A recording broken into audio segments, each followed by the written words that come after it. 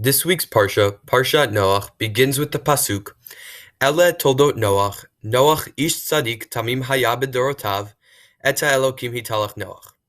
There are two main questions that arise from this pasuk. 1. Why does it say Noach ish tzadik tamim haya b'dorotav? Why must the Torah add tamim haya b'dorotav?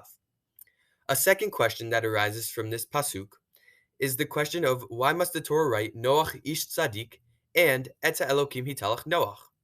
Isn't that what it means to be a tzaddik?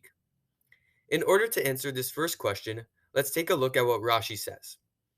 Rashi says that some of our rabbis take the phrase Tamim haya b'dorotav to mean that Noach would have been a tzaddik in a generation of tzaddikim. However, Rashi also adds that other rabbis take the phrase Tamim haya b'dorotav to mean that only in his generation would Noach have been considered a tzaddik. In order to answer this second question, let's take a look at the Yalkut Hadrosh on Chabad.org. The Yalkut Hadrosh says that the phrase Noach ish tzadik and Eta Elokim hitalach Noach represent two different things. The first part, Noach ish tzadik, represents that Noach was a righteous person in public. Sforno tells us that when Noach was in public, he would try to instruct the people of his generation to follow God's path. The second part of this, Eta Elokim hitalach Noach, comes to teach us that he was also righteous in private. When Noach was alone and only Hashem could see him, Noach still remained righteous. You might be wondering what this has to do with us, and I'm going to attempt to answer that question.